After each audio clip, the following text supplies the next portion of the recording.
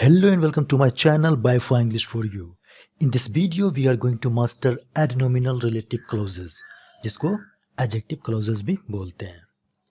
See, इससे पहले जो मैंने वीडियो अपलोड किया है वो इंट्रोडक्शन भी इंट्रो था वो about relative clauses. तो अब तीन तरह का relative clauses होता है. The first one is adjective clause, the second one is nominal and third one is sentential. तो इस वीडियो में हम लोग मास्टर करेंगे एडनोमिनल रिलेटिव क्लॉजेस को, जिसको हम लोग एडजेक्टिव क्लॉजेस भी बोलते हैं. रीजन क्या है? ये नाउन या प्रोनाउन को क्वालिफाई डिस्क्राइब करता है, डिफाइन एंड डिस्क्राइब करता है. ओके, तो स्टार्ट करते हैं. कुछ भी नहीं छोड़ना है. हाँ, इसका रिडक्शन भी होता है.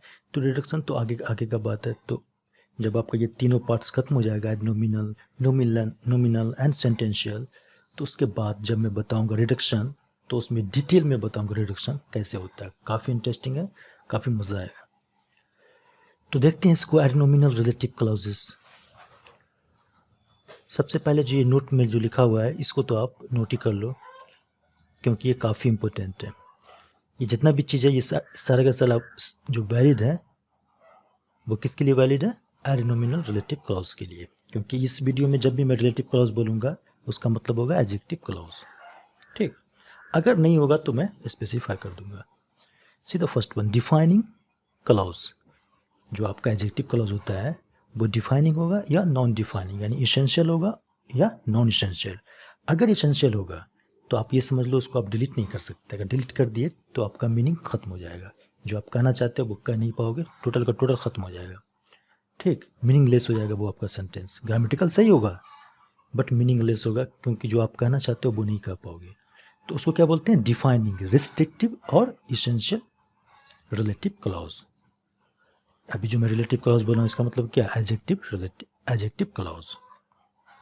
दूसरा नॉन डिफाइनिंग होता है, उसका जस्ट अपोजिट यानी नॉन इसेंशियल, जिसको आप डिलीट कर दो कोई फर्क नहीं पड़ता है. सी, हम लोग ये सबको मैं पहले ही हम लोग देख चुके हैं. ठीक, तो मैं रिवीजन के लिए बता रहा हूँ सिर्फ. अब इसके बाद देखो, एडजेक्टिव क्लॉजेस जब भी होगा तो आपका एंटीसीडेंट जो होगा वो क्या होगा? नाउन हो सकता है, प्रोनाउन हो सकता है या नाउन फ्रेज हो सकता है. यानी तीन में ये एक हो सकता है, इसके अलावा और कुछ भी नहीं होगा. ठीक, इसको तो आप नोट ही कर लो अच्छे से. काफ़ी इंपॉर्टेंट है 3 नंबर, क्योंकि जब डिफरेंट होगा तो आपका क्लॉज का नाम भी डिफरेंट हो जाएगा. जो रिलेटिव क्लॉजेज जो है उसका नाम डिफरेंट हो जाएगा. फोर्थ नंबर काफ़ी इंपॉर्टेंट है. प्रीपोजिशन प्लस रिलेटिव क्लॉज जो होगा आपका, रिलेटिव प्रोनाउन, उसको आप रिप्लेस कर पाओगे स्पेशल एडवर्ब से. हालांकि जितना भी ये कॉम्बिनेशन जो आपका आएगा प्रीपोजिशन प्लस रिलेटिव प्रोनाउन वाला, सभी को नहीं कर सकते. बट हाँ, जहाँ पर टाइम प्लेस,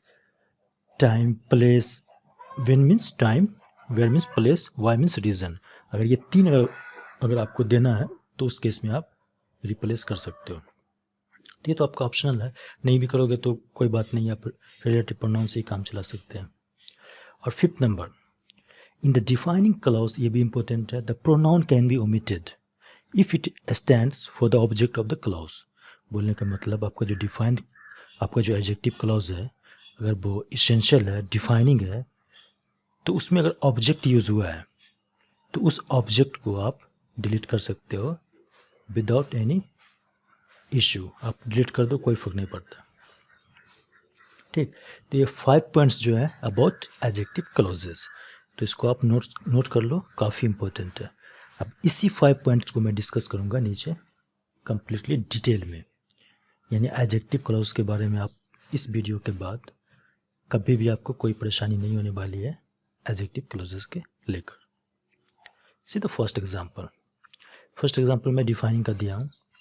सी, आपका जो येलो में ये क्या आपका रिलेटिव क्लॉज है, मतलब एडजेक्टिव क्लॉज है, और इसका एंटीसीडेंट दिया हुआ है क्या? एक नाउन फ्रेज. ठीक, तो आपका यहाँ तो कॉमा दिया नहीं. कॉमा क्यों नहीं दिया? अगर कॉमा में दे दो तो इसका मतलब हो गया ये नॉन इसेंशियल इन्फॉर्मेशन है. इसका मतलब कि डिलीट भी कर सकते हैं. सपोज इसको डिलीट कर दिए तो क्या बचेगा? Any student will have detention after class. तो ये तो सभी स्टूडेंट के लिए हो गया, जबकि मैं ये नहीं कर रहा. मैं ये कर रहा हूँ जिसका असाइनमेंट मंडे तक रेडी नहीं होगा उसके लिए. तो ये क्या हो गया? आपका इसेंशियल इन्फॉर्मेशन हो गया, इसको डिलीट नहीं किया जा सकता. ठीक, तो आपको डिफाइनिंग पता चल गया क्या होता है डिफाइनिंग एडजेक्टिव क्लॉज. तो ये डिफाइनिंग एडजेक्टिव क्लॉज का आपका एग्जाम्पल है. ठीक, तो इसमें जो येलो में दिया हुआ वो आपका क्या है, आपका जो है एडजेक्टिव क्लॉज है, जो जो ब्लैक में है वो आपका क्या है, मेन क्लॉज है। ठीक, इनफैक्ट होता क्या है, आप इसको कॉम्प्लेक्स सेंटेंस नहीं बोलते हैं, हालांकि कुछ ग्रामर में बोला जाता है, बट जो स्टैंडर्ड जो रेफरेंस है उसमें ऐसा कुछ भी नहीं है। ये जो आपका एडजेक्टिव क्लॉज है, ये क्या है आपका, ये नाउन फ्रेज जो है ये कंप्लीट यहाँ से यहाँ तक होता है, कंप्लीट, जिसमें स्टूडेंट जो है आपका, स्टूडेंट ये आपका हेड है, और इसके बाद रिलेटिव क्लॉज जो दिया हुआ है एडजेक्टिव क्लॉज, ये आपका पोस्ट मॉडिफायर है जो कि एसेंशियल है, और एनी आपका क्या डिटर्मिनर है। तो कुल मिला के आपका ये क्या हो गया, नाउन फ्रेज हो गया। See I have already uploaded 8 videos dealing with noun phrases, so you should watch them, काफ़ी इंपॉर्टेंट, आपको बहुत कुछ समझ में आएगा। तो नाउन फ्रेज में क्या होता है, नाउन फ्रेज को आप वर्ब को छोड़कर कहीं भी यूज़ कर सकते हो, यानी जितना भी एलिमेंट्स होता है एक क्लॉज का, एक सेंटेंस का, उसके जगह आप उसको यूज़ कर सकते हो, सिर्फ और सिर्फ वर्ब को छोड़कर। कौन कौन सा एलिमेंट्स होता है, subject, object, complement and adverbial, तो उसको वर्ब को छोड़कर सिर्फ, तो वर्ब की जगह आप यूज़ नहीं करते हो नाउन फ्रेज को। इन द सेम वे आप जो ये रिलेटिव प्रोनाउन होता है, तो रिलेटिव प्रोनाउन को भी ऐसे ही करते हैं, क्योंकि नाउन की जगह पे यूज़ हो सकता है, प्रोनाउन होता है, तो इसीलिए तो इसका भी आप 4 जगह पे यूज़ कर सकते हो। यहाँ पर हुज जो है, हुज क्या है आपका, पॉजेसिव है, किसके लिए यूज़ हुआ आपका, स्टूडेंट के लिए। स्टूडेंट क्या होता है, ह्यूमन बीइंग होता है, तो ह्यूमन बीइंग के लिए तो आप विच यूज नहीं कर सकते, हुज यूज़ करेंगे, ऑफ विच नहीं कर सकते पोजीशन दिखाने के लिए। तो ये आपका डिफाइनिंग हो गया। ठीक, सी नॉन डिफाइनिंग रिलेटिव क्लॉज का एग्जांपल, यानी रिलेटिव क्लॉज में जब भी बोल रहा हूँ तो आप समझ लो वो एडजेक्टिव क्लॉज इस वीडियो में, अगर नहीं होगा वो तो मैं बताऊंगा स्पेसिफिकली कि वो कौन सा है। तो ये क्या आपका, the movie which is my favourite thriller of all time is being shown on TV tonight, तो मैंने इस नॉन एसेंशियल इन्फॉर्मेशन को मैंने सेट ऑफ कर दिया विद कॉमाज, आपको करना मस्ट है। इससे ये पता चल रहा है कि इन्फॉर्मेशन जो है आपका नॉन एसेंशियल है, इसको आप डिलीट भी कर सकते हो। ठीक, ये मैं बोल रहा हूँ कि the movie which is my favourite thriller of all time is being shown on TV tonight, तो ये जो विच वाला जो है यानी कि रिलेटिव क्लॉज जो है ये नॉन एसेंशियल एज पर मी। कभी कभी ऐसा होगा सिचुएशन कि आपको लगेगा कि वो डिफाइनिंग होना चाहिए, तो ये डिपेंड करता है public to public sometimes, but हमेशा नहीं।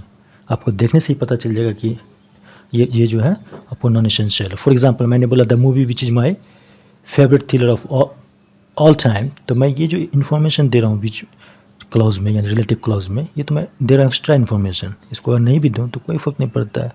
तो the movie is being shown on TV tonight, ये मैंने बोल दिया इतना, इट्स ओके। तो आपका डिफाइनिंग भी हो गया, नॉन डिफाइनिंग भी हो गया। नॉन डिफाइनिंग का मैं अच्छे से बताऊंगा, नहीं बहुत सारे एग्जांपल दूंगा तो अच्छे से क्लियर हो जाएगा, बहुत ही ईजी है। तो डिफाइनिंग का तो आपको 100% क्लियर है, कोई दिक्कत नहीं है, यानी वैसा इन्फॉर्मेशन, वैसा रिलेटिव क्लॉज, वैसा एडजेक्टिव क्लॉज जिसको रिमूव नहीं किया जा सकता है, अगर रिमूव करेंगे तो मीनिंग ख़त्म हो जाएगा कम्प्लीटली 100%, तो वो क्या हो गया आपका डिफाइनिंग रिलेटिव क्लॉज।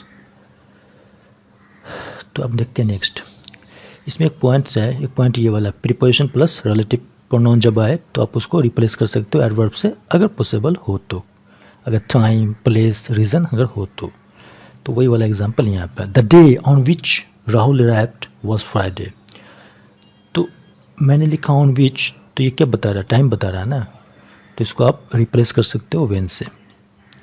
तो इसको तो मैं अच्छे से डिटेल में बताऊँगा आगे। तो यहाँ पर आप ये समझ लो कि अगर टाइम बता रहा है कोई प्रपोजनल फ्रेज, ये क्या हो गया आपका प्रपोजनल फ्रेज हो गया, जो कि एडवर्बियल की तरह इसमें काम कर रहा है। एडवर्बियल क्या होता है, subject, verb, object, complement, adverbial. Adverbial क्या आपका एक एलिमेंट है, किसका, क्लॉज का, सेंटेंस का। अब एडवर्बियल क्या होता है कंप्लीटली अगर अच्छे से जानना है तो मैं बहुत जल्द इस पर वीडियो बनाऊंगा, मिनिमम 5 वीडियोस बनेगा इस पर, सिर्फ और सिर्फ एडवर्बियल पर। ठीक, तो यहाँ पर आप देख लो, the day on which Rahul arrived when, तो आपका जो व्हेन क्या हो गया आपका, व्हेन से जिसका आंसर मिलता है आपको, अगर वर्ब में आप व्हेन लगा दिए और आप जो आंसर मिल रहा है वो क्या, कौन सा क्लॉज हुआ या फ्रेज है, तो वो क्या हो गया, एडवर्बियल हो गया, सिंपल सी बात है। तो आप इस तरह से भी अभी समझ लो अभी के लिए। ठीक, तो एडवर्बियल है ही, तो ऑन विच जो है टाइम बता रहा है, टाइम एडवर्बियल है, तो इसको आप रिप्लेस कर सकते हो स्पेशल एडवर्ब व्हेन से। ठीक, सीधा next one, what was the last film zero relative you saw, तो what was the last film that you saw या विच यू सॉ, तो आपका ये क्या ऑब्जेक्ट है, तो ऑब्जेक्ट फॉर्म में जब भी आपका आए रिलेटिव प्रोनाउन तो उसको आप डिलीट कर सकते हो। ठीक, अब ऑब्जेक्ट कैसे हो गया इसको मैं डिटेल में आपको नहीं बताऊंगा, पहले वीडियो में, इसके पहले वीडियो में मैं अच्छे से बता चुका हूँ कि सब्जेक्ट ऑब्जेक्ट कॉम्प्लीमेंट एडवर्बियल की तरह ये फंक्शन करता है एक क्लॉज के अंदर। कौन सा क्लॉज? रिलेटिव क्लॉज के अंदर। तो आप उस वीडियो को देख लो, लिंक दूंगा मैं डिस्क्रिप्शन में। तो फिर भी बता देता हूँ थोड़ा सा। यू सॉ व्हाट, जो व्हाट से आंसर मिलता है आपका वर्ब में व्हाट लगाकर जो आंसर मिलता है आपको वो क्या होता है? Direct object. तो डायरेक्ट ऑब्जेक्ट आ रहा है यहाँ पर, तो उसी के बारे में आप उसी के लिए आप एक यहाँ पर आप रिलेटिव प्रोनाउन यूज़ करोगे। तो ये रिलेटिव प्रोनाउन किसके लिए यूज़ हुआ है? डायरेक्ट ऑब्जेक्ट के लिए यूज़ हुआ है। तो इसलिए ये ऑब्जेक्ट है और इसको आप डिलीट कर सकते हो। क्यों? क्योंकि ये आपका डिफाइनिंग क्लॉज है, डिफाइनिंग एडजेक्टिव क्लॉज है। See the next one. Rahul had the news that his team had won. अब आपका ये कौन सा क्लॉज है? ये रिलेटिव क्लॉज है या नहीं? दैट जो आपका क्या सब्जेक्ट है, ऑब्जेक्ट है, कॉम्प्लीमेंट है, एडवर्बियल है। सब्जेक्ट तो आपका हिज टीम है, यहाँ पर वॉन यूज़ हुआ है तो इस इंट्रांजिटिव वर्ब है, तो इसका तो आपका ऑब्जेक्ट भी नहीं होगा। ठीक, कॉम्प्लीमेंट भी नहीं है, एडवर्बियल भी नहीं हो सकता है, तो ये आपका दैट क्या कंजंक्शन है। ठीक, तो आपका ये नाउन क्लॉज है, यहाँ पर अपोजिटिव की तरह यूज़ हो रहा है, तो इसलिए इसको बोलते हैं अपोजिटिव क्लॉज। तो ये आपका क्या डिफाइनिंग है, क्योंकि यहाँ कॉमा तो यूज़ किए नहीं, इसको रिमूव कर दोगे तो मीनिंग ख़त्म हो जाएगा। तो ये आपका रिलेटिव क्लॉज नहीं है, तो इसलिए मैं यहाँ पे ये एग्जांपल दे दिया था कि आपको समझ में आ जाए कि दैट से स्टार्ट होने वाला सारा सेंटेंस, जितने भी सेंटेंसेज है, वो ज़रूरी नहीं है कि वो रिलेटिव क्लॉज होगा, वो आपका नाउन क्लॉज भी हो सकता है, जिसको बोलते हैं that clause, nominal that clause. तो इस पर तो मैं पहले वीडियो बना चुका हूँ। Now see the reduction in main clause when using special adverbs why, when and where. तो देखो, जब आप वाई यूज़ करते हो, व्हेन यूज़ करते हो, वेयर यूज़ करते हो, तो उस केस में क्या होता है, मैं इसका बात नहीं कर रहा रिडक्शन ऑफ, वो तो सेपरेट वीडियो में होगा। मैं बात कर रहा हूँ मेन क्लॉज में रिडक्शन आप कब करोगे, जब व्हेन वाई वेयर का यूज़ होगा। तो कैसे करोगे? देखो, वो काफ़ी ईजी है। आपका जो वेयर होता है, इससे क्या पता चलता है? प्लेस। ठीक, तो इसके पहले जो आपका प्लेस यूज़ हो रहा है उसको आप डिलीट कर दो, उस फ्रेज को।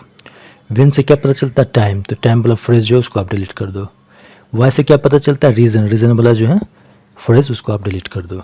ठीक, तो आपका जो मेन क्लॉज है उसका जो आप फ्रेज को यानी कि एंटीसीडेंट को आप डिलीट कर रहे हो। ठीक, इसमें डिलीट कर रहे हो आराम से, क्योंकि ये क्या है, आपको एक्स्ट्रा इन्फॉर्मेशन हो जाता है, यानी टोटोलॉगस जो बोलते हैं वो हो रहा है, यहाँ पे एक्स्ट्रा हो रहा है, लिखने की कोई ज़रूरत ही नहीं, पता चल रहा है साफ साफ कि क्या मतलब है। Is this where Rahul was born, या इज़ दिस द प्लेस बोलने की क्या ज़रूरत है, वो एक्स्ट्रा हो जाता है। ठीक, तो आपको याद रखना है कि जब भी वाई, व्हेन और वेयर यूज़ करोगे आप रिलेटिव क्लॉज में, तो उस केस में आप मेन आपका जो भी एंटीसीडेंट है उसको आप डिलीट कर सकते हो विदाउट एनी इश्यू। तो ये मेन पॉइंट है, इसको भी आप याद रखना, काफ़ी इंपॉर्टेंट है। अब देखते हैं नेक्स्ट नोट में, there is no relative how, यानी ये बोलने का मतलब इसमें ये है कि कोई भी रिलेटिव प्रोनाउन ऐसा है ही नहीं जो पैरेलल है किसके, वेयर, व्हेन एंड वाई के, to express manner with an antecedent noun. ये बोलना ये चाह रहा है कि एंटीसीडेंट नाउन का आप यूज़ करो और आप शो करना चाहो माइनर, तो आप शो नहीं कर सकते हाउ के साथ। हालांकि हाउ से तो माइनर नहीं पता चलता है, बट यहाँ पर क्या है कि आप माइनर को दिखाने के लिए हाउ का तो शो कर, हाउ तो यूज़ करना ही करना है, बट उससे पहले आप एंटीसीडेंट यूज़ नहीं कर सकते हो। ठीक, तो देख लेते हैं एग्जाम्पल देखते। That is the way how he spoke, ये आपका रॉन्ग है। क्यों रॉन्ग है? क्योंकि आपने हाउ से पहले क्या यूज़ कर दिया, एंटीसीडेंट, आपको यूज़ नहीं करनी है। आपका जो हाउ है, हाउ का यूज़ करेंगे रिलेटिव प्रोनाउन की तरह, बट यहाँ पर जो है आपका एडजेक्टिव क्लॉज के अंदर हाउ का यूज़ नहीं कर सकते। क्यों? क्योंकि हाउ जो है अपने से पहले एंटीसीडेंट को नहीं लेता है। ठीक, हालांकि आप यूज़ ऐसे कर सकते हो, that is how he spoke. अब यहाँ पे ये हाउ का मतलब क्या हो गया, ये हाउ का मतलब हो गया द वे दैट, यानी द वे दैट को फ्यूज़ करके हाउ लिखा गया है, यानी ये नॉमिनल रिलेटिव क्लॉज बन जाता है।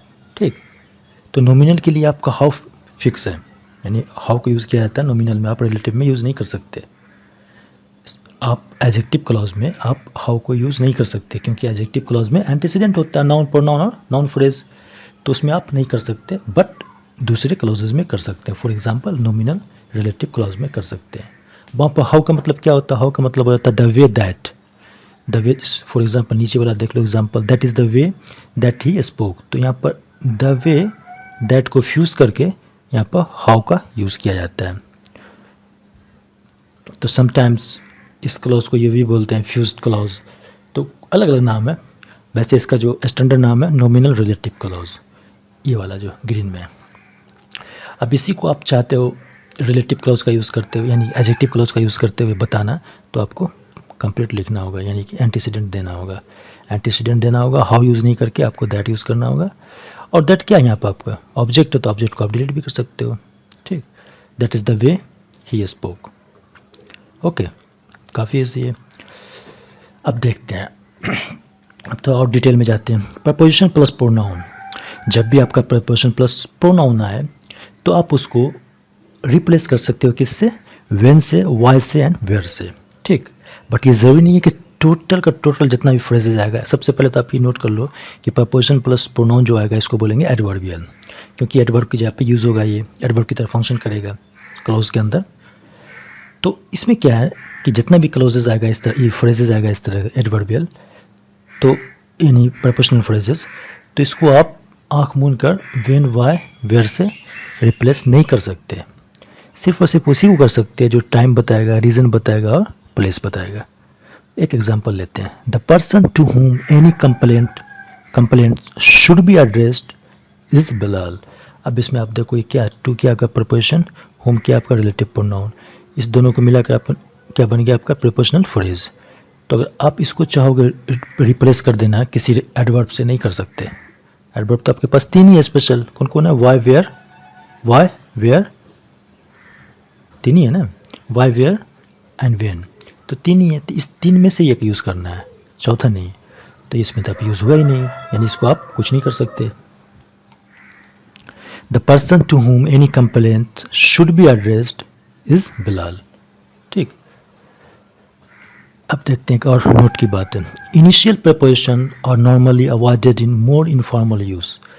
सी, आप जब इनफॉर्मली लिखते हो रिलेटिव क्लॉजेस को, और WH जो आपका सीरीज़ होता है रिलेटिव प्रोनाउंस का, तो उसमें जो आप जो प्रपोजिशन प्लस रिलेटिव प्रोनाउन लिखते हो, तो ज़रूरी नहीं है कि वहाँ पर साथ साथ लिखना है। साथ साथ लिख रहे हो तो वो तो फॉर्मल हो गया, बट आप उसको यानी प्रपोजिशन को लास्ट में भी लिख सकते हो। किसके लास्ट में? क्लॉज के लास्ट में। तो इसको बोलते हैं डिफर्ड प्रपोजिशन। सही है, यहाँ साफ कहा गया कि शुरू में नहीं लिखा जाता था। क्या लगता है वो? See, where they would be felt to be stilted और पंपस। मतलब स्टिल्टेड मीन्स क्या होता है? अननेचुरल। तो जहाँ पर अननेचुरल लगता है उस केस में आप अवॉइड करते हो उसको, फिर लास्ट में देते हो, तो वो सही लगता है, नेचुरल लगता है। फॉर एग्जाम्पल, सीधा example, that is the book Rahul has been looking for. अब देखो यहाँ पे क्या है, अब यहाँ पर अगर मैं इसको फोर्स यहाँ हटा लूँ, यहाँ पर दूँ, तो क्या देना पड़ेगा? That is the book for which Rahul has been looking. तो कितना सही नहीं लग रहा है, बट यहीं पर मैंने प्रपोजिशनल, यहाँ पर प्रपोजिशनल वर्ब यूज़ कर दिया, तो इससे क्या है, यानी कि प्रपोजिशन को लास्ट में यूज़ कर दिया, इसको बोलते हैं deferred preposition. See, there's a difference between phrasal verb and prepositional verb. तो उस पर भी डिस्कस करेंगे, उस पर भी वीडियो बनेगा 2-3। तो यहाँ पर क्या होता है कि यहाँ पर आप जो प्रपोजिशन है उसको आपने लास्ट में कर दिया, तो बच गया क्या आपका? ऑब्जेक्ट से बच गया विच या दैट, तो उसको आप तो रिमूव कर ही सकते हो, क्योंकि आपका क्या है? डिफाइनिंग रिलेटिव क्लॉज है। तो डिफाइनिंग एडजेक्टिव क्लॉज में आप क्या करते हो? आपका जो ऑब्जेक्ट की तरह अगर यूज़ हो रहा है प्रोनाउन, तो उसको आप डिलीट कर सकते हो। सी, समटाइम्स मैं कह रहा हूँ रिलेटिव क्लॉज, तो जब भी मैं रिलेटिव क्लॉज बोल रहा हूँ इसका मतलब एडजेक्टिव क्लॉज, ठीक, इस वीडियो में। और जब भी एडजेक्टिव क्लॉज नहीं होगा तो मैं उसका नाम लूँगा। ठीक, अब नोट 2 देखते हैं। नोट 2 में क्या लिखा? Many propositions specially those dealing with temporal मतलब टाइम वाला, and other abstract relations can not easily B deferred. इसका बोलने का मतलब है जो टाइम दिखाता है ना, तो बहुत सारा ऐसा भी है प्रपोजिशन जिसको वो आसानी से आप क्लॉज के लास्ट में नहीं लिख सकते हो। अगर लिखोगे तो सही नहीं दिखता, अननेचुरल दिखता है। फॉर एग्जाम्पल, एक एग्जाम्पल देखते हैं यहाँ, that was the meeting that Bilal kept falling asleep during. अब सोचो ये जो दैट, हालांकि दैट के साथ क्या है, दैट के साथ ये रूल है कि दैट से पहले आप प्रपोजिशन को यूज़ नहीं कर सकते। ठीक, अगर आप दैट यूज़ कर रहे हो तो 100% आपको जो प्रपोजिशन है वो आपको वर्ब के बाद ही लिखना है, यानी कि वो जो आपका क्लॉज है, रिलेटिव क्लॉज, उसके लास्ट में ही लिखना है, पहले नहीं लिख सकते। ठीक, ये वाला जो आपका रूल है कि आप प्रपोजिशन को लास्ट में लिख सकते हो क्लॉज के, वो रूल किसके लिए वैलिड है? ओनली ना ओनली WH सीरीज़ के लिए। WH सीरीज़ का जो भी प्रोनाउन है, रिलेटिव प्रोनाउंस, उसके लिए वैलिड है। तो आपने यहाँ पर डैट लिख दिया, यहाँ पर ड्यूरिंग लिख दिया। ठीक, तो आप डैट को डिलीट भी कर सकते हो क्योंकि ऑब्जेक्ट है, और आपका क्या है, आपका डिफाइनिंग क्लॉज है, डिफाइनिंग रिलेटिव क्लॉज, बट ये यूज़ नहीं होता, अननेचुरल लगता है। आप खुद देखो क्या बोल रहा है, that was the meeting Bilal kept falling asleep during. कैसा लग रहा है देखने में, इसलिए ये यूज़ नहीं होता है। तो इसके जगह पर क्या यूज़ करोगे आप? That was the meeting during which. During which, अगर ड्यूरिंग बीच यानी कि ये वाला प्रपोजिशन जो आपका लास्ट में नहीं जा रहा है, यानी डेफर्ड नहीं हो रहा है, यानी कि रिलेटिव क्लॉज के लास्ट में नहीं जा रहा है, तो ये सही है।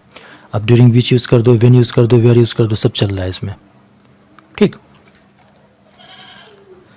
तो ये तो क्लियर हो गया। आप देखते हैं note 3, propositions expressing spatial relations. Special means क्या होता है? फॉर एग्जांपल मैं कहीं पे खड़ा हूँ, तो अगर आपको बताना कि वो वहाँ पर खड़ा हुआ है तो आप कैसे बताओगे? तो किसी स्पेसिफिक कुछ पॉइंट के थ्रू बताओगे, बोलोगे कि पीपल के पेड़ के बगल में खड़ा हुआ, कुआं के बगल में खड़ा हुआ, कुछ तो बताओगे। तो जिससे आप रेफरेंस लेके बता रहे हो तो उसी को बोलते हैं स्पेशल रिलेशंस। तो बोला propositions expressing spatial relations allow a deferred preposition. मेरे बोलने का मतलब जब भी इस तरह का सिचुएशन आएगा तो इसमें 110% जो है आपको प्रपोजिशन जो है लास्ट में यूज़ कर देना, चाहे आपको कैसा भी दिखे, कैसा भी लगे वो। For example, next example, this is the house. यहाँ पर देखो, यहाँ पर क्या डिलीट हुआ है? ऑब्जेक्ट को डिलीट किया गया, रिलेटिव प्रोनाउन ऑब्जेक्ट की फॉर्म में था उसको डिलीट किया गया है, और जो प्रपोजिशन था उसको लास्ट में रख दिया गया। ठीक, हालांकि सेंटेंस जो आप पढ़ोगे तो लग रहा उल्टा पुल्टा लग रहा है कि this is the house Rahul stood in front of, but मैंने क्या लिखा नोट 3 में, उसको अच्छे से आप देख लो। Preposition expressing spatial relations allow a deferred preposition. और आप ऐसा करते हो और आपको सेंटेंस ख़राब लग रहा है, देखने में सही नहीं लग रहा है, नेचुरल नहीं लग रहा है, तो उसको माना जाता है फॉर्मल। ठीक, इसमें क्या आपका कॉम्प्लेक्स यूज़ हुआ है, कॉम्प्लेक्स प्रीपोजिशन, सिंगल वर्ड का तो है नहीं, कॉम्प्लेक्स है ये, तो आपको देखने में लग रहा है कि भद्दा है ये, बट ये आपका फॉर्मल है, सही है। यहाँ पर अगर आप यहाँ पे यूज़ करोगे तो कैसे यूज़ करोगे? This is the house in front of which, आप हाउस के लिए विच यूज़ करोगे, या दैट राहुल स्टूड, तो ये भी सही होगा, बट आप इसको लास्ट में कर सकते हो विदाउट एनी इश्यू।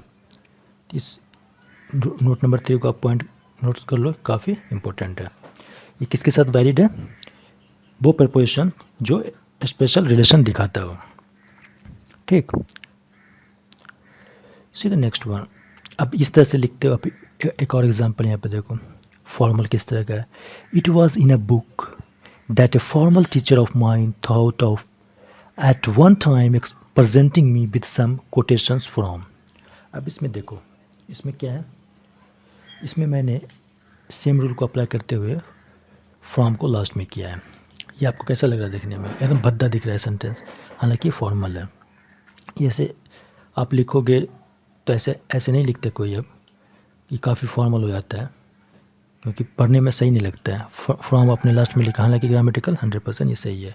इसी को आप लिख दो इस तरह से, it was in a book from which a former teacher of mine thought of at one time presenting me with some quotation. तो ये आपको कम्प्लीटली सही लग रहा है, इसमें कोई दिक्कत नहीं है, सब कुछ क्लियर है, सब कुछ दिख भी रहा है।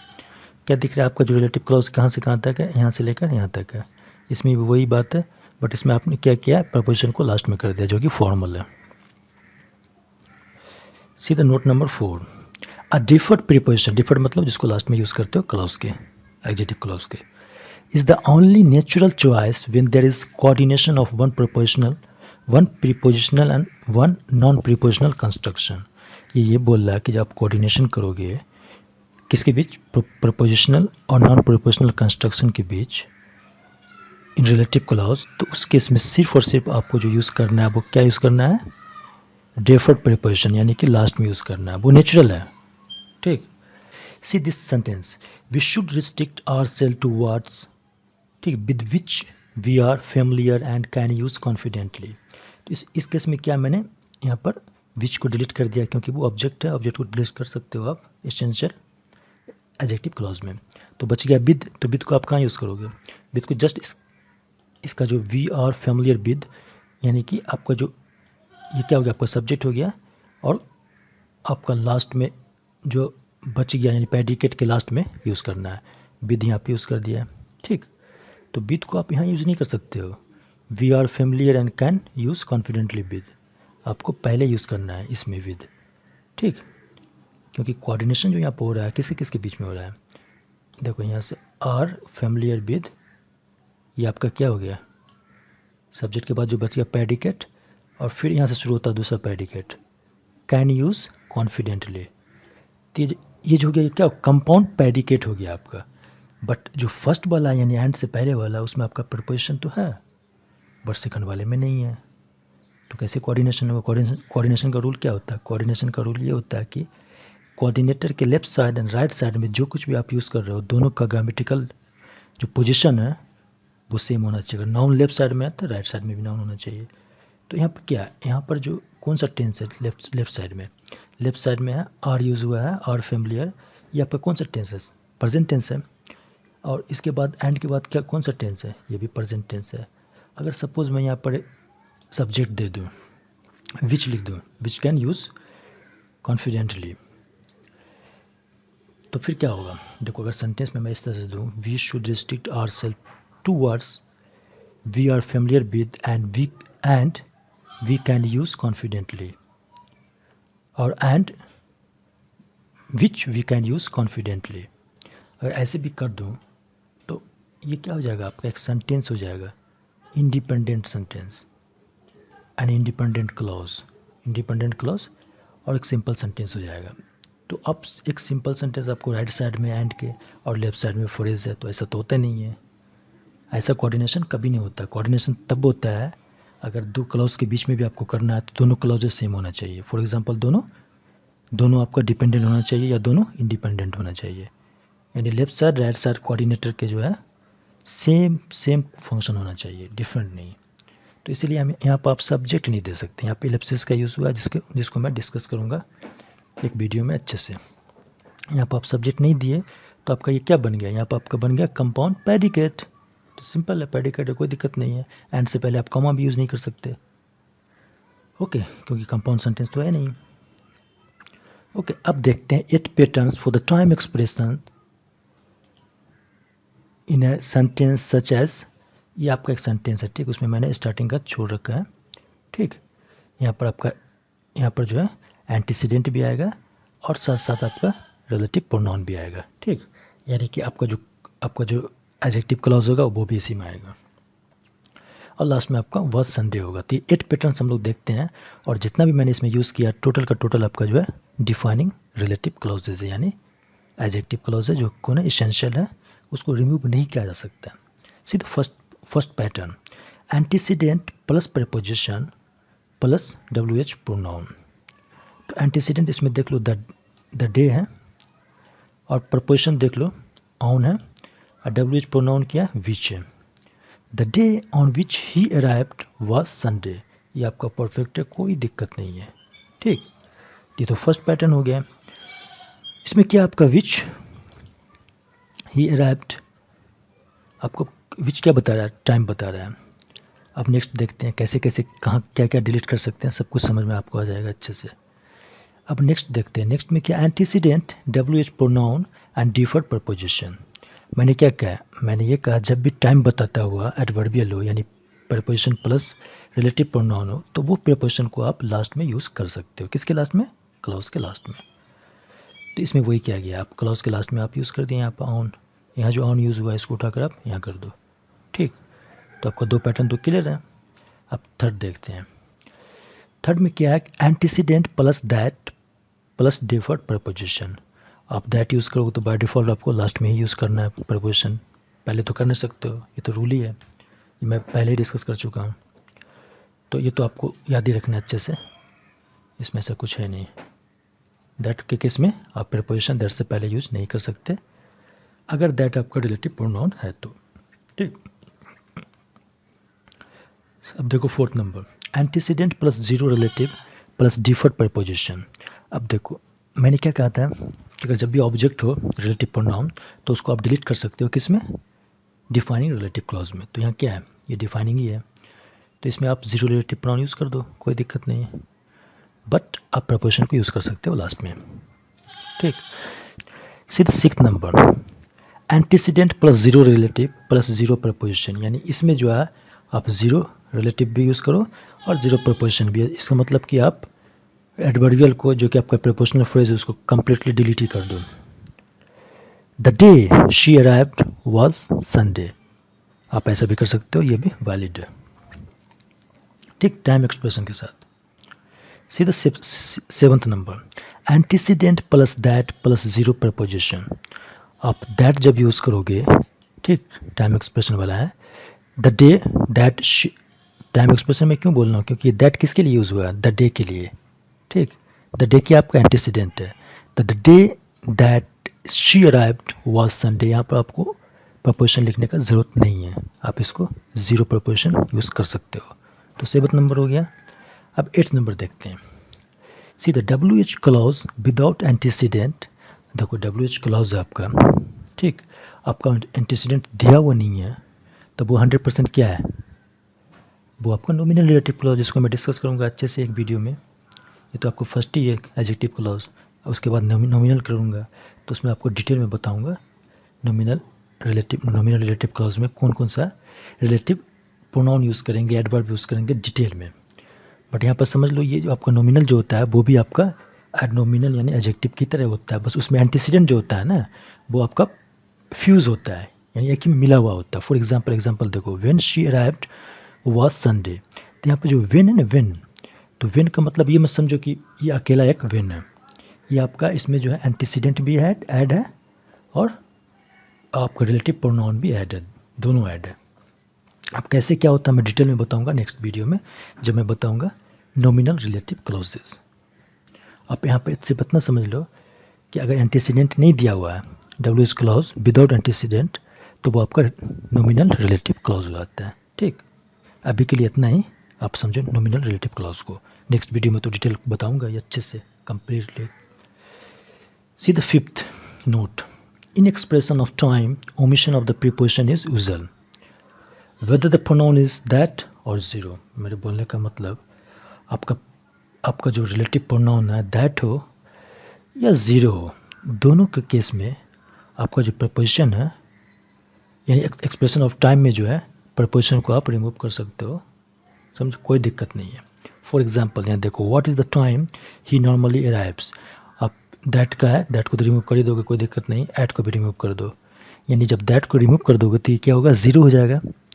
तो जब ज़ीरो होगा तो उस केस में आप ऐट को रिमूव कर सकते हो, या दैट रह भी जाएगा तो उस केस में भी ऐट को रिमूव कर सकते हो। यानी बोलने का मतलब, अगर दैट क्लॉज दिया हुआ और रिलेटिव क्लॉज की तरह हो तो उस केस में आप प्रीपोजिशन को रिमूव कर दोगे, अगर वो दैट यूज़ हुआ है किसके लिए, टाइम के लिए। यहाँ पर दैट किसके लिए यूज़ हुआ है, द टाइम, तो आप कर सकते हो। यहाँ पर भी देख लो, what is the time when he normally arrives. अब इस केस में देखो, यहाँ जो मैंने व्हेन यूज़ किया है ये एडवर्ब है, तो जब एडवर्ब आपने यूज़ कर ही दिया तो वो किसके लिए यूज़ किया है, वो आप प्रीपोजिशन प्लस रिलेटिव प्रोनाउन के लिए। तो यहाँ तो किसी भी हालत में आप प्रीपोजिशन यूज़ करोगे ही नहीं, क्योंकि आपने उसके लिए ही तो यूज़ किया है व्हेन। व्हेन मतलब क्या हुआ, व्हेन मतलब हो गया आपका प्रीपोजिशन प्लस रिलेटिव प्रोनाउन, उसके जगह पे ये यूज़ हुआ व्हेन, यानी एट व्हाट के जगह पे यूज़ हुआ, सॉरी एट विच के जगह पे।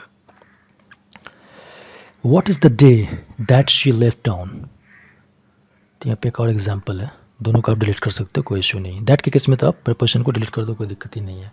और दैट जब ना हो, यानी कि आपका ज़ीरो रिलेटिव हो, तो उस केस में भी आप प्रीपोजिशन को डिलीट कर दोगे, बशर्ते आप टाइम रिलेटिव क्लॉज से डील कर रहे हो, यानी कि आपका एंटीसीडेंट जो है वो टाइम है, टाइम फ्रेज है, the time, the day, the month, the year. Okay, see the next one, note 6 number, the reason why is tautologous. इसका मतलब क्या होता है, इसका मतलब ये हुआ कि द रीज़न लिख दो या वाई लिखो, दो में से एक लिखो, दोनों मत लिखो, क्योंकि द रीज़न का मतलब वही होता है वाई, और वाई का ही मतलब होता है द रीज़न। ऐसा नेचुरल है, ठीक। इसलिए दो में से एक ही आप लिखो, ओके है।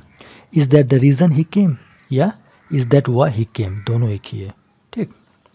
यानी दो में से एक लिखो, आप द रीज़न लिखो या वाई लिखो, ठीक। तो आपको, ठीक, is that the reason, is that the reason he came, या is that why he came, दो में से एक लिखो, कोई टेंशन नहीं, दोनों चलता है। अब देखो, अब थोड़ा नॉन डिफाइनिंग के बारे में भी थोड़ा बता दूं अच्छे से, कॉमा वाला। सी नॉन डिफाइनिंग एडजेक्टिव क्लॉजेज जो होगा उसमें जो आप प्रोनाउन यूज़ करोगे सिर्फ और सिर्फ WH सीरीज़ वाला, आप दैट को यूज़ नहीं कर सकते, अननेचुरल माना जाता है। हालांकि कभी कभी यूज़ होता है वो, बट उसको आप यूज़ मत करना, सिर्फ और सिर्फ WH सीरीज़ को यूज़ करना है, ठीक। देखो यहाँ पर क्या लिखा हुआ है, the relative pronoun can be subject, object, complement और एडवर्बियल। जैसा कि डिफाइनिंग रिलेटिव क्लॉज में होता है वैसा इसमें भी होता है, सेम ही सेम है। बट उसमें क्या होता है, आपको डिफाइनिंग में जो है आपको ज़ीरो रिलेटिव यूज़ होता है, बट यहाँ पर ज़ीरो यूज़ नहीं कर सकते आप, यानी कि आप रिलेटिव प्रोनाउन को डिलीट नहीं कर सकते इसमें, ठीक। और दैट जो होता है वो काफ़ी रेयर होता है, ठीक। दैट को आप यूज़ करते ही नहीं हो, किसमें, नॉन डिफाइनिंग रिलेटिव क्लॉज में। मतलब वैसा एडजेक्टिव क्लॉजेस जो नॉन इसेंशियल हो उसमें आप ज़ीरो रिलेटिव यूज़ नहीं करते, यानी कि आप डिलीट नहीं करते हो रिलेटिव प्रोनाउन को, और आप दैट यूज़ नहीं करते हो, बाकी सब कुछ सेम है, सिर्फ इसमें कॉमा यूज़ होता है। Okay, so see the examples, तुरंत क्लियर हो जाएगा। जैसा डिफाइनिंग होता है वैसे ये भी होता है, फ़र्क कितना है कि इसमें आपको कॉमा यूज़ करना है, दैट यूज़ नहीं करना है, और ज़ीरो रिलेटिव यूज़ नहीं करना है, यानी कि डिलीट नहीं करना है किसको, ऑब्जेक्ट को। कौन सा ऑब्जेक्ट, जब रिलेटिव प्रोनाउन ऑब्जेक्ट की फॉर्म में यूज़ हो रहा है तो उसको डिलीट नहीं करना है, बस यही तीन डिफरेंस और कुछ भी नहीं है। सीधा सब्जेक्ट की तरह कैसे यूज़ हो रहा है, हु यहाँ पर सब्जेक्ट है, ठीक है।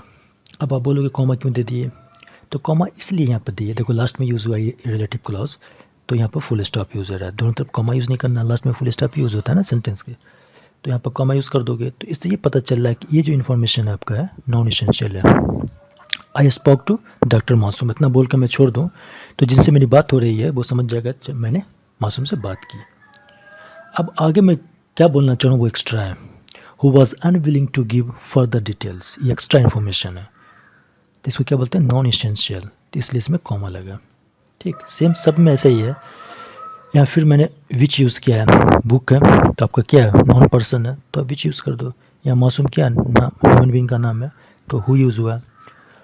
तो वैसे यहाँ ऑब्जेक्ट के लिए देखो होम यूज़ किया मैंने, मासूम क्या, ह्यूमन बीइंग, बुक है तो विच यूज़ किया ऑब्जेक्ट के लिए। कॉम्प्लीमेंट के केस में आप देख लो विच यूज़ किया मैंने, कॉम्प्लीमेंट किया आपका, Bilal is a vegetarian which no one else in our family, तो यहाँ पर विच किसके लिए यूज़ हुआ, कॉम्प्लीमेंट के लिए। कैसे देखते हैं, इसमें सब्जेक्ट क्या, no one else in our family, आपका ये पूरा कंप्लीट सब्जेक्ट है, ठीक।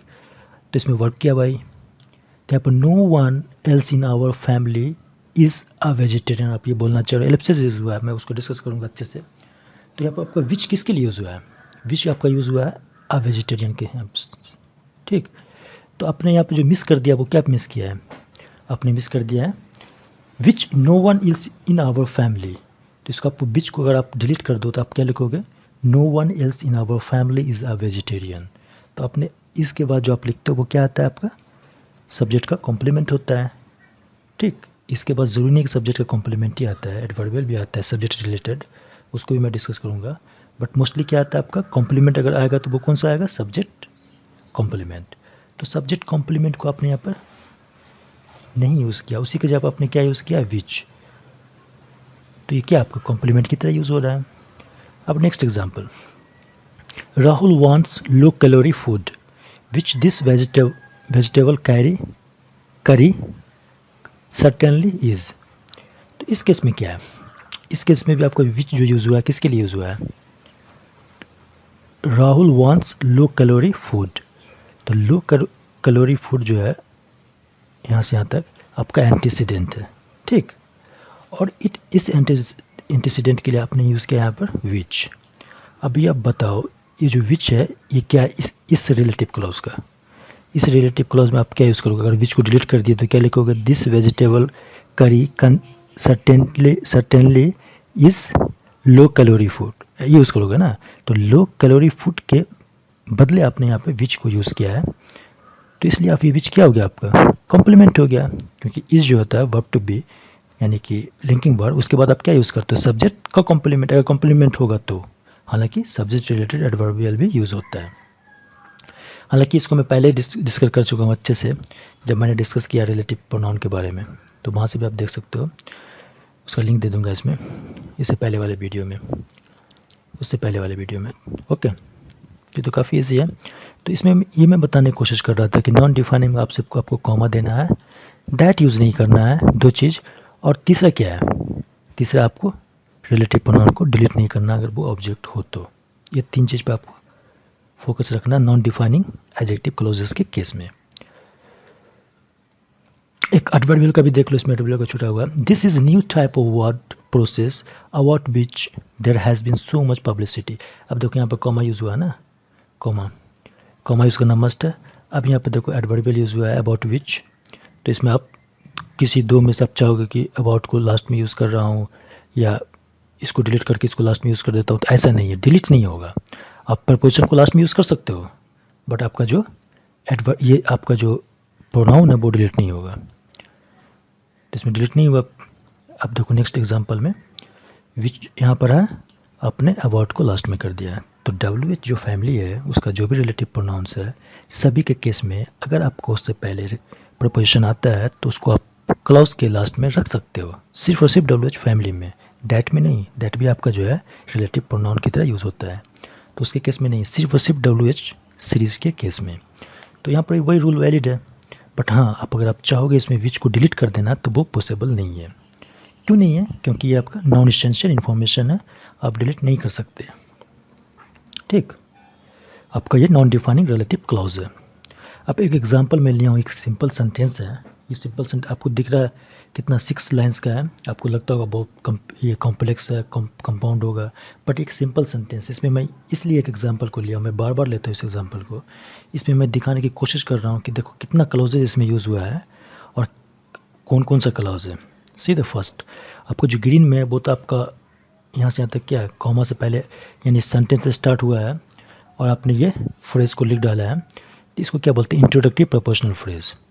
तो ये तो आपका क्लॉज है नहीं, तो उसको आप छोड़ो। अब देखो येलो में the temporary chairman, that temporary chairman में आपका चेयरमैन जो आपका क्या है, हेड है नाउन फ्रेज का। और उसके बाद यहाँ पर आपका एक रिलेटिव क्लॉज यूज़ हुआ है, ठीक, एडजेक्टिव क्लॉज जो कि नॉन एसेंशियल है। तो हु किसके लिए यूज़ हुआ है, चेयरमैन के लिए, यानी द टेम्पोररी चेयरमैन के लिए आपने हु को यूज़ किया, तो आपका क्या हो गया, रिलेटिव क्लॉज हो गया यहाँ से यहाँ तक। तो आपका ये नाउन फ्रेज है, ये येलो में जो है ना, ये कंप्लीट ये आपका नाउन फ्रेज है। नाउन फ्रेज में हेड क्या आपका चेयरमैन, और पोस्ट मॉडिफायर में आपका क्या, नॉन एसेंशियल रिलेटिव क्लॉज। और इससे पहले जो आपका टेम्पोररी है वो एडजेक्टिव है, और उससे पहले जो आपका यूज़ हुआ है इन एडजेक्टिव है तो क्या हो गया, प्री मॉडिफायर नाउन का, हेड का। और सबसे पहला एलिमेंट जो था नाउन फ्रेज में वो क्या होता है आपका, डिटर्मिनर, यहाँ डिटर्मिनर हो गया। तो ये तो सब्जेक्ट ही है येलो में। उसके बाद आपने वर्ब यूज़ किया मेड, उसके बाद आपने ऑब्जेक्ट यूज़ किया the decision, made what, the decision. उसके बाद आपने दैट यूज़ कर दिया, दैट क्लॉज। ये दैट क्लॉज यहाँ पर दो बार यूज़ हो गया है, यानी ऑब्जेक्ट में जो है बहुत कुछ यूज़ हो गया है। तो ये ऑब्जेक्ट फिर से आपका ये नाउन फ्रेज है, यहाँ से यहाँ तक टोटल नाउन फ्रेज है।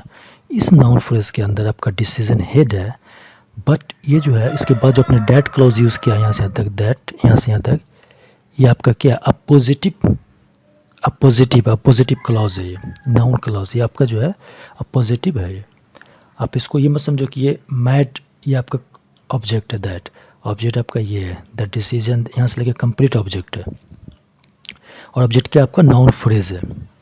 और इस नाउन फ्रेज के अंदर जो है डिसीजन जो आपका हेड है, और हेड का जो मॉडिफायर है उसमें आपने यूज़ किया अपोजिटिव क्लॉज को यहाँ से यहाँ तक। उसके बाद यहाँ पर फिर से यूज़ हो गया आपका यहाँ पर एडवर्बियल एक यूज़ हो गया है, ठीक। इस एडवर्बियल में आप देखो एक फिर से नाउन फ्रेज यूज़ हुआ यहाँ से यहाँ तक। इस नाउन फ्रेज में आपका जो हेड है सर्कमस्टांसेस है, और उसके बाद एक रिलेटिव क्लॉज यूज़ हुआ है। तो आप समझ सकते हो कि कितना क्लॉजेस इसमें है। और ये कम्प्लीटली क्या आपका एक सिंपल सेंटेंस है। सिंपल सेंटेंस किसको बोलते हैं, subject, object, verb, complement and adverbial. इस 5 की जगह पर कोई क्लॉज नहीं होना चाहिए। तो यहाँ पर ऐसा कुछ भी नहीं है, सब्जेक्ट की जगह पर आपका फ्रेज है, वर्ब की जगह पे मैड है, ऑब्जेक्ट की जगह पे फ्रेज है, हालांकि फ्रेज के अंदर क्लोजेज होगा, उससे कोई इशू नहीं है।